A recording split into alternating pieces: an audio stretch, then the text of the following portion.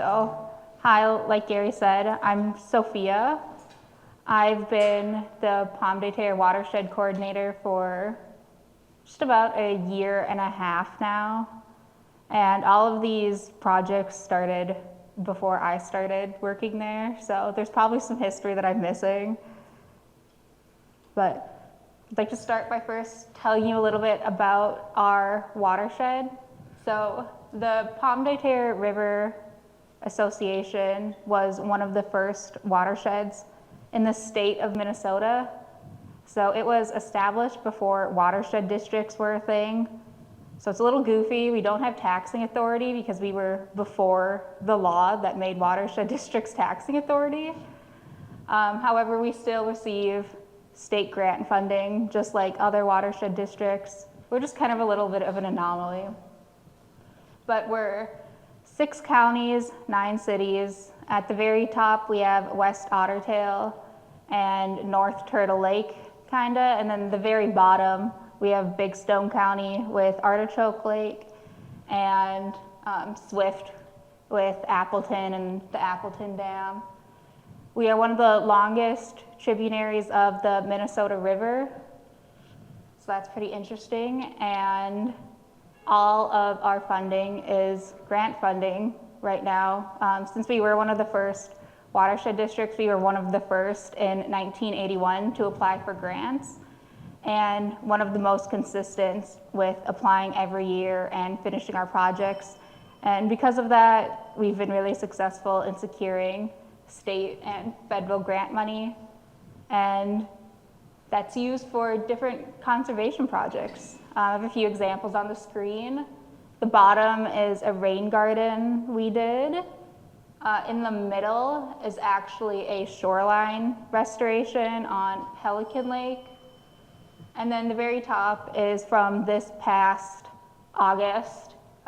We also do a lot of outreach, going around to different watershed festivals, conservation days, and hosting different events. And this one was a river run, so got a bunch of kayaks, dumped people off about 3 miles upstream and just let them float down. And yeah, so that's what we do. And I'm here today to talk about the dam we have here in Morris. A lot of you know it as the Mill Dam, but I figured we'd start at the beginning. So in 1876, that guy in the middle, Herman Mordstone, moved to Morris, Minnesota. He staked a claim in Township 124, Section 13, where Pomme de Terre Park is now, and started building a farm and a mill. He had 7 children. A lot of them are also H.W. Stone, so it got pretty confusing doing research. Him and his son, one of the H.W. Stone Juniors, were elected to the state legislature in 1903, and that's where I got those photos from. A few years later, after they were settled, they started building the Riverside Mill in Morris, Minnesota. It joined 2 other mills that were already established in Morris, the Johnson North Star Mill just north of town, and then the Morris City Mills that are also known as the Stewart Mills because of the architect. And those were already established, and Stone kind of just, got going. Back then, the homesteading, you just staked a claim and started building is a lot easier than it is now. And they very appropriately named it the Riverside Mill. In a lot of documents, you'll see it referred to as the Stone Mill. It's because of their name. But officially, it was called the Riverside Mill. Throughout the 80s, they were very involved in the community. HW was president of the Morris Reading Club. They posted their agendas in the paper every week. I don't know what they did, read books, I guess. Like I said, they're also part of the legislature, very active in their church. And Polly Stone, H.W.'s wife, her maiden name was Polly Wells. She was part of the Wells family here in Morris, which was a very prominent banking family. And she was also very involved in the Homemakers Club in church. So the Stones and Wells are very active in their community. And here are some early pictures of the Riverside Mill and the dam. This ad on the top right is from, I believe, Farm and Real Estate magazine in 1901-ish. And the other photos are from the late 1800s. In 1897 was the first time the dam washed out. It happened many, many times over the year. The first photo is showing right before it washed out, and then right after. It was in April 1897. And then, of course, they rebuilt, got it up and going again, and then it washed out again in June. 2 months later, they fixed it, got going again, and then it washed out again the following year in December. So they've been having issues with the dam for a long time. In 1906, Stone Sr. died. He passed on the mill to his son, who changed the name to Stone and Monroe Mill. So that's when we kind of started seeing records of it being called that. But very soon after Stone Jr. took over, the mill burned down. It was completely destroyed. The newspaper even said there was not really a possibility of rebuilding.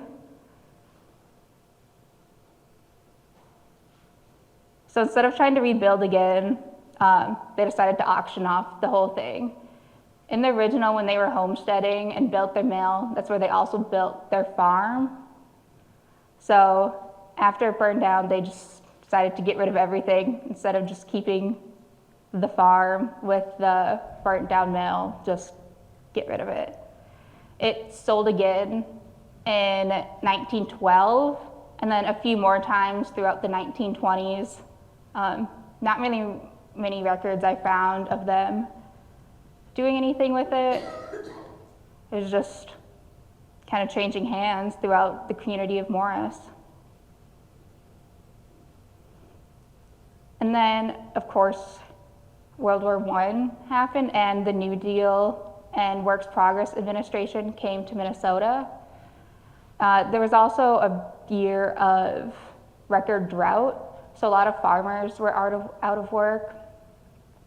And a few different clubs in the area, the Morris Gun and Rifle Club, as well as the Kiwanis Club, I might not be saying right, they both lobbied their local legislature, that guy, A.D. Crissy, spelled C-R-I-S-S-E-Y, so different than the dam and lake name. Somebody somewhere got it wrong and just never changed it back, I guess. So the local clubs lobbied him to get some sort of work brought to town for all these farmers out of work due to the drought. And because the Rifle and Gun Club, they were a conservation club at their core, they worked with getting the Crissy Lake created, so damming it into becoming a reservoir. And the way that A.D. Crissy was able to do that was he lobbied it to be part of the larger Lac qui Parle flood control project, which was one of the largest Works Progress Administration projects in the entire country, all the way up from the headwaters of the Minnesota River down to Appleton. They did dams and reservoirs throughout the Otter Tail River, Chippewa River, Pomme de Terre, all over kind of the side of the state, and it was a huge flood control project. So from going to this just historical society and reading the minutes of this defunct organization, the Department of Drainage and Waters, Seems like Crissy just kind of like snuck it in, slid these projects in, because there's not a ton of records about it. And there's also 10 Pomme de Terre projects, and this Crissy Lake was Pomme de Terre number 9. There's no records of what happened to the other 8 or 9. They're even documented on old blueprints, but nothing came to fruition about all the other projects. So Crissy must have been there really lobbying for this one if the other ones didn't get funded. So this is right after the dam was built and before the reservoir was filled. So you can see the dam in the very background of that photo. Right where the reservoir is, there's cows. So it used to not be there. And then this is from a 1936 status report written by the Minnesota Works Progress Administrator. So it's the dam just after it was built. There's not even water running in it yet.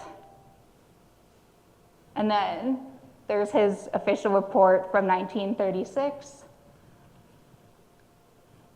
Yeah, just saying, working, going good, not a lot to report.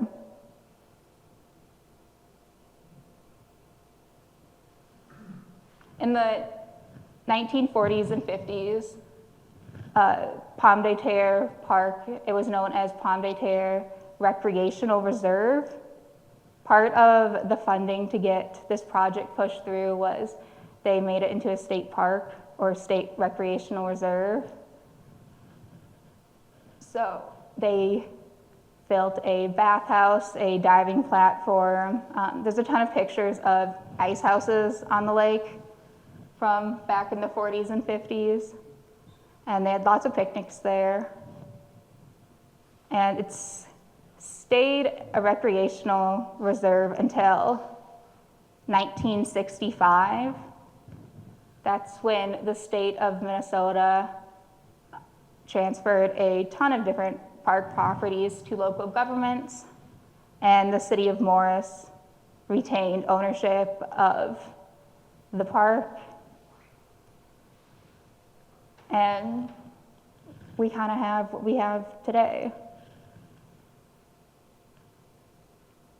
So where we're at now. 2 years ago, there was a big chunk of funding and the Minnesota legislature passed. It's a one-time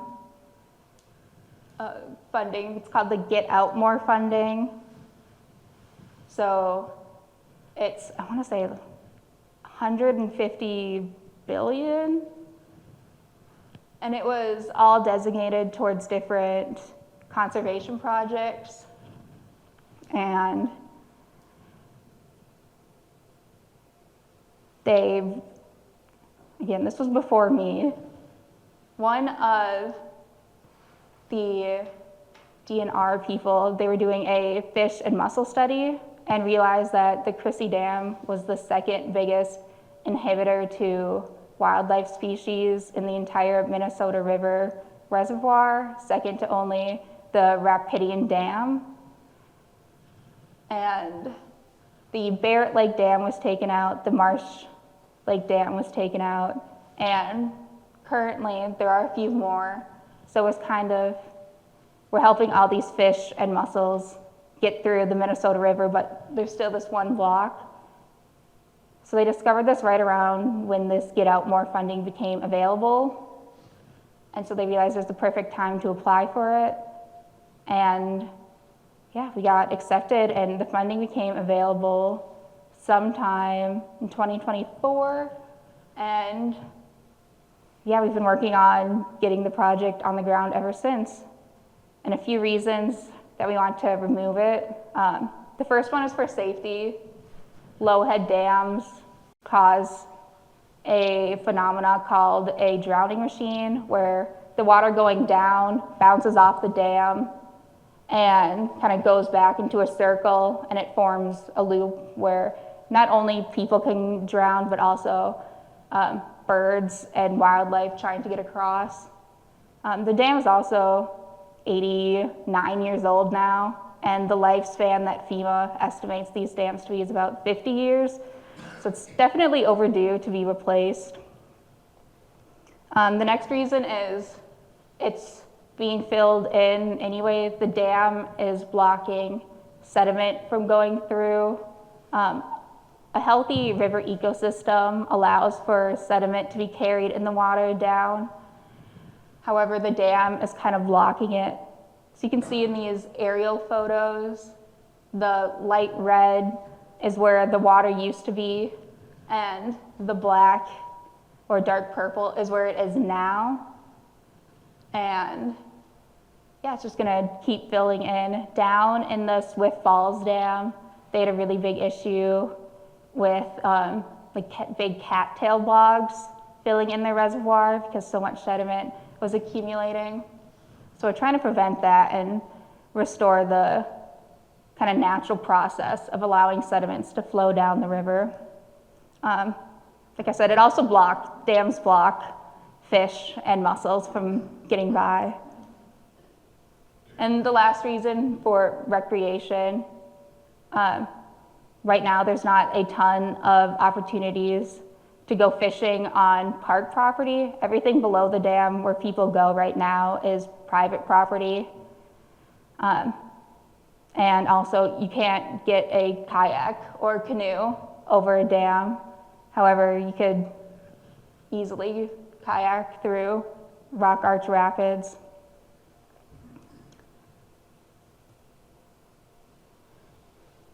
So that's the bottom right is kind of what we're going to replace the dam with. It's basically a series of rocks, big rocks placed in arches at a downward angle. So it will allow for fish, mussels, kayakers, canoers, sediments to get through the dam where the current structure wouldn't allow. And we also, as part of the Get Out More funding, one of the goals is to make it more accessible. Right now, folks with accessibility needs would really struggle with getting down there. So part of our funding is to implement fishing platforms that are wheelchair accessible, as well as close to the dog park parking lot, so people with accessibility needs can experience the river easier.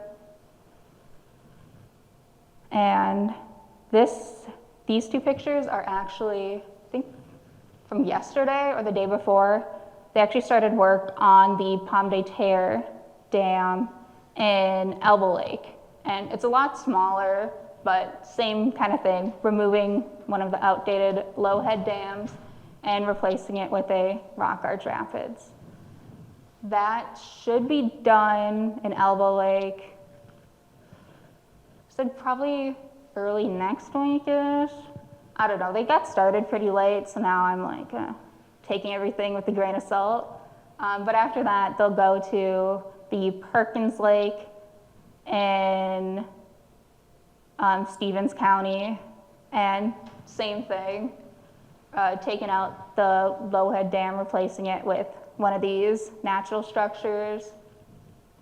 And then the Crissy Dam in Morris will be next fall sometime. They'll start construction. But yeah, so history started out as a mill that got flooded and burned down. And now it's going to be a kind of fish ladder.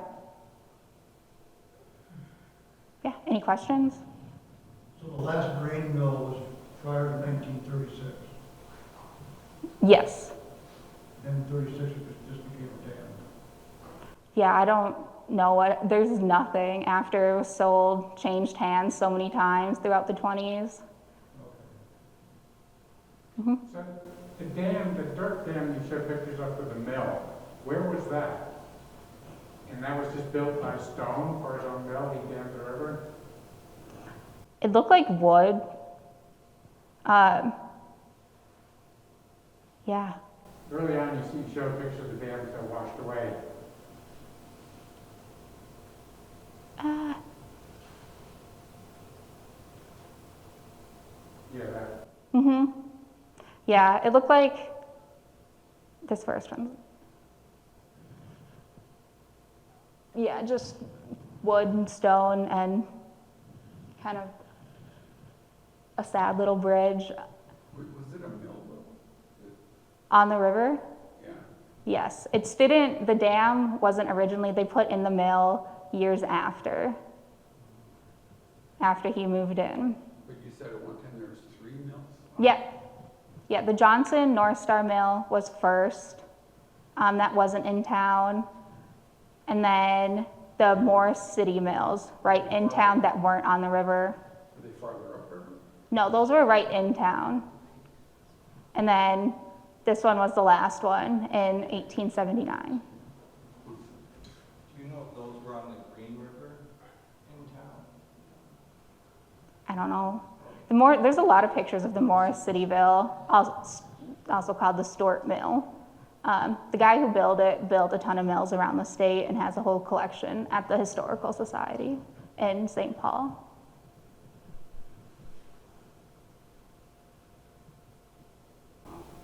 I'm not sure, but I think there's still some stone foundation from that mill just to the west of the dam.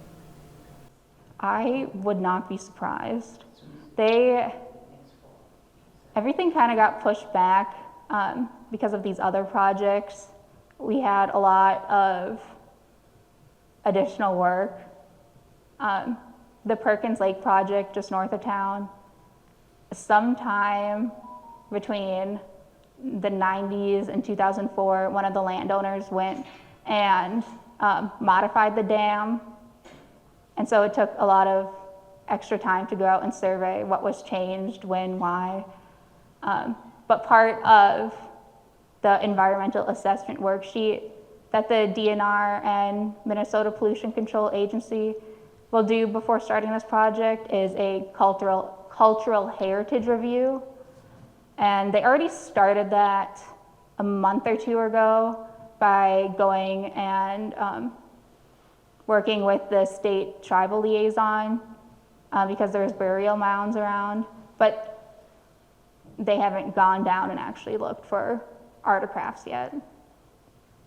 But yeah, that's all part of the environmental assessment worksheet, is to make sure that the project isn't disturbing anything of cultural heritage. Was south of the lake, was there something removed? Part of the dam was the hole back into the Pomme de Terre Lake. Was there something removed this fall? And Morris? Not that I know of. Maybe the city did something. We didn't for the Pomme de Terre or the Soil and Water Conservation District. There's nothing taken off. Nothing, I mean, since it's city property, they're responsible for the maintenance, so they might have done something, but I don't think so. Just out in the country, right, the south end where the lake dumps comes out. Somebody said somebody was taking something out there. Some work was being done out there. That wouldn't have been the city. Yeah, I don't think so. Not us. Could have been someone else. Do you know if they just grain, or just mill wheat, or if they milled other grains in all these old mills? Most of them were wheat. They did a lot of bring your own feed ads in the old newspapers where they'll mill it for however many cents a pound. But yeah, all I found was flour mills. Do you know where the mill was exactly on that property? Where that building, is that up where the park is, or you're saying there was remains down by the dam? And so that's what I was curious, you're saying there might be some foundations down on that spit of land? Yeah, kind of uphill just to the west of the dam. On the west bank. Oh, up there. That's why I was just curious. Does that show where the mill was? I can't. Yeah, so this is actually, the city of Morris did a fire insurance study in 1903. So this is where this map is from. They hired a company to come and do a fire insurance study of the entire town, and I just clipped out where the mill was.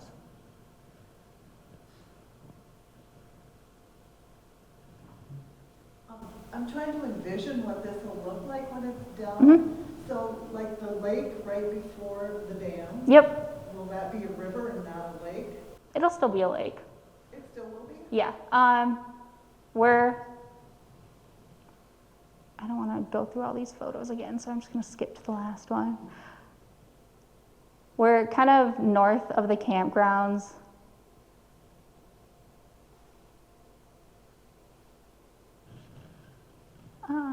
What's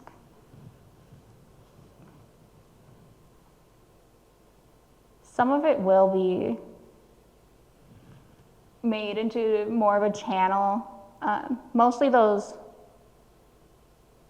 here we go.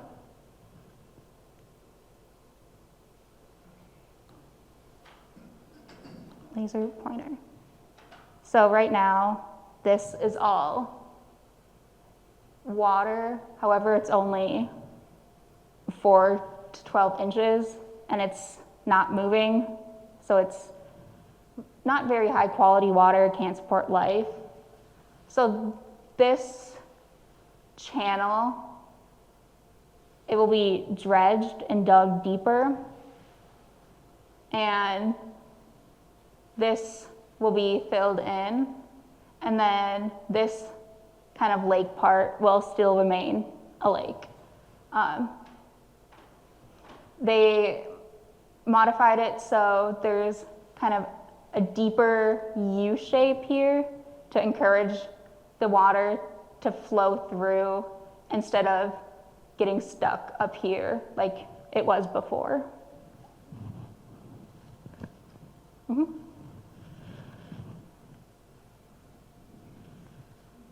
So the Mhm. area designated with H is going to be like a back pond or a swamp? To be determined. Oh, okay. There were some ideas of doing like a prairie planting, of just kind of leaving it for waterfowl that need wetland habitat. But yeah, still kind of figuring that one out. And on the Perkins Lake Mhm. project, is that going to change the area of the lake like this is? No. So this technically isn't a lake, it's a reservoir. Perkins Lake is a natural lake, and a state statute says that natural lakes have to stay their same area.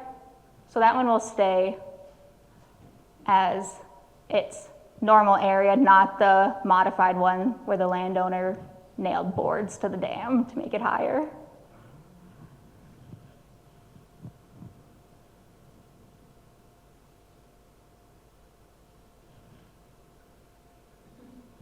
So Sophia, when will they do the final settling on where that dredging is going to be, you know? No. I'm assuming after, because the Perkins and Pomme de Terre dams, our construction contract is they have to be done by December 1st. Yes, so I'm guessing December, January will be all kind of focusing back on this. But yeah, we've just been wanting to get that on the ground before everything freezes, and construction kept getting pushed back because of all the rain we've been having. All of the contractors have been so busy. How far is the water going to go down after they take out the dam and put it down? Waterway, take that down. This Yes, how far will that go down? This will actually be deeper than it is now, yeah. Right now, when they surveyed it, it was only a little over 4 feet because it was all kind of spread out. But once they're done dredging, this deepest part in the middle should be in the ballpark of 8 feet. But yeah, But they're going to lower the level. Not the depth. I think you're asking about the level. The level, yeah. Yeah, it's going to drop about a foot, right? less than a foot. Oh, good. Yeah, I think, I want to say 8 inches. It's gonna go down. And that's why they're gonna dredge. I thought there was gonna be 2 arc rapids. There's one, is there 2? Yes, One. right here and then right here. Yeah, 2 of them. Yep. Will there be dredging in between them, or is that just gonna be whatever's there?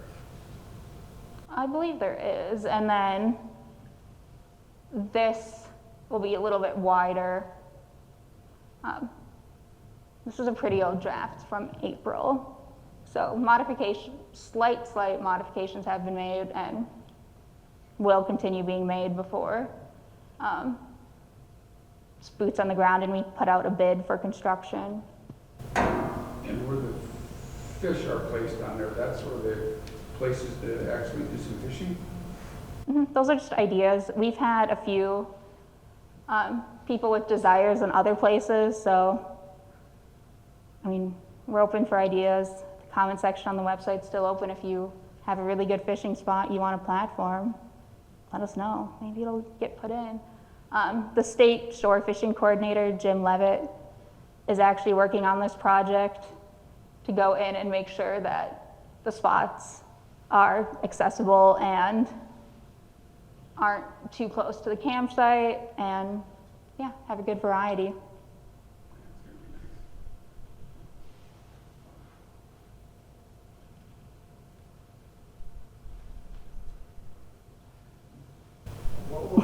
What is the bottom like now, and what will it be like when it's done? Will it be a lot of rock or sand or silt? In the actual lake part, right now it's pretty mushy. It depends what they find when they're dredging. A lot of the material that they take out from the bottom here, they'll reuse up here. So whatever's under there now will still be there somewhat. But the actual rapids part, this is one that they did in, I want to say Pine Lake, but also in Minnesota. Same construction or same engineering company that's doing the Perkins Pomme de Terre Lakes now did this one. So it should look something like this. Yeah, big rocks with little rocks put in between.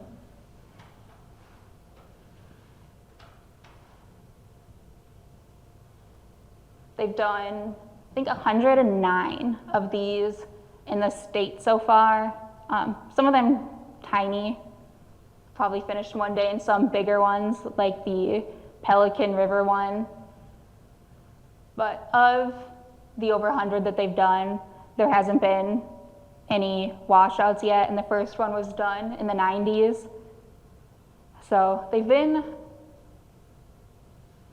pretty sturdy. The Army Corps of Engineers do the calculations for where to place the boulders, so they're very finely tuned.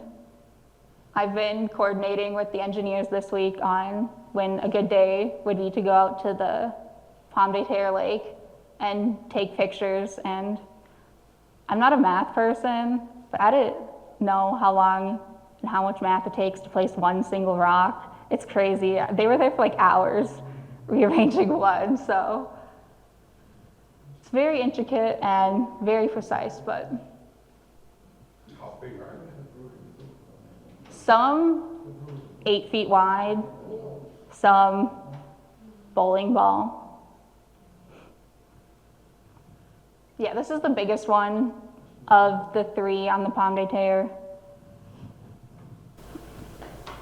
Are you familiar with that dam project they did down in London? Where they put the big tiers in there and they took that out instead of that design? Mm-mm.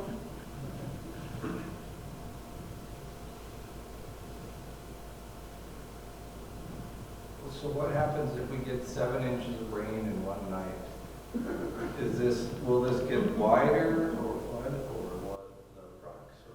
Yeah, so not only are the arches angled down a little bit, but they're also angled in at a V. So the water going down instead of just going over it, it'll be focused towards the center. So that'll help with big rainfall events. And yeah, they haven't had any issues yet. But it's made to back up a little bit too, right? So you get those big rains, some of that area is made to kind of be back flooding. That's the way I understood it. You get the big rains, it's that whole area Yeah. fill up and then drain back down again. Yeah, I don't know, like, it's still kind of a draft, but a big part of this design too was making these campground areas higher and kind of this area on the channel higher in elevation. So if this skinny channel does flood, it still has to go up a couple feet before reaching the campground splash pad area.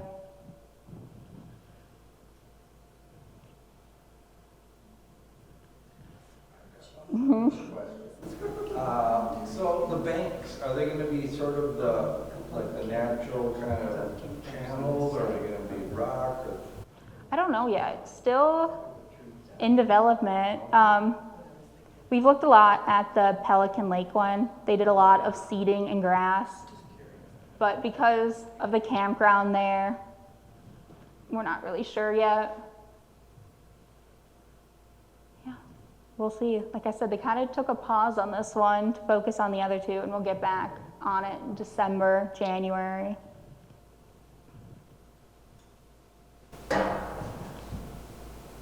So I'd be able to explore that rocky area and find crayfish.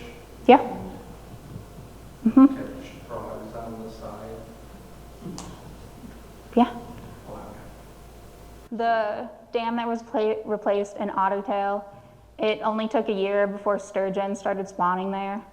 So they've been really successful in helping fish populations go up and down the river. Now, you showed pictures before of actually kids kind of out in there, Hmm. in the Rock Rapids, Yeah. just in there fishing. I mean, you can walk Mhm. through that. Not during a big rain event, but regular times. They showed kids in there fishing, playing, and walking.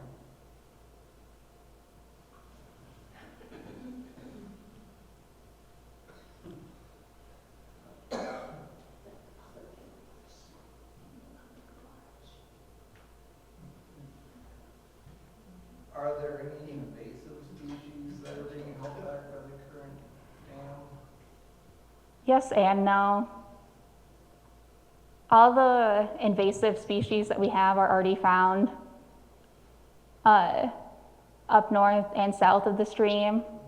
So they're already found in Ottertail and down in Appleton. Way down, the Rapidian Dam was holding back some of the invasive black carp or grass carp, but that was one or two individuals, not a horde, and there's no evidence of them spawning yet. Anywhere in the Minnesota River, it's all kind of located to the Mississippi right now.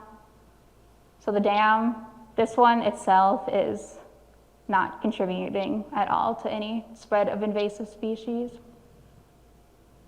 But we're going to gain some good ones.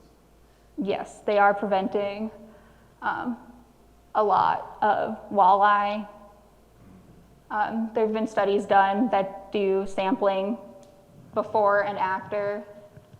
And yeah, the amount of game fish that increases due to being able to spawn further is insane. It starts with like 19% a year after and then just keeps going up.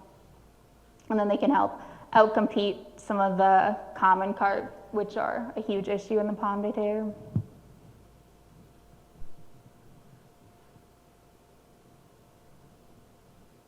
But yeah, if you want to learn more, it's all of this, all of the photos, videos, more information about the project and examples are all on our website.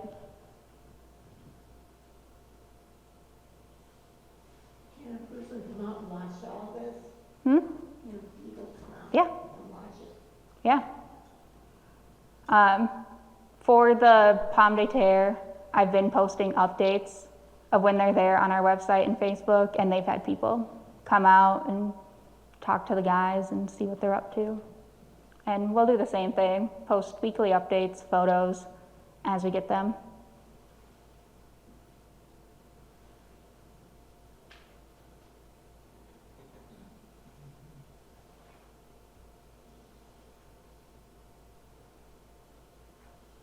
Yeah. They have a figure of cost for the whole thing. It's been increased a few times already. The Perkins and Pomme de Terre have went up 250,000 and are now at, I think, 1,300,000 for those two. And then the Crissy Dam one, just by itself, is right over 2 million. And these have been started since before I started working here, so since before June 2024. So these have been a long work in progress. Will the increase in the cost of doing this change the plan as they go along? No. So whenever our cost increased, it went to the Lesser Sam's Outdoor Heritage Council as an amendment, and they voted on it and approved it, and it hasn't affected the plan at all. All the reasons why the cost increased have been things out of our control, someone modifying the dam without our knowledge, finding Indian burial mounds. So it's not like we just didn't do construction or anything. It's all been things that the Outdoor Heritage Council thought it was justified to have an increase in budget. What would it cost to put a dam like the one that's there back comparatively? Less. I don't know, looking back at some of the old documents, they had to buy the land from the people surrounding the lake, and they would buy like 80 acres for $20 and a tractor. I don't think they could do that now. So probably very expensive.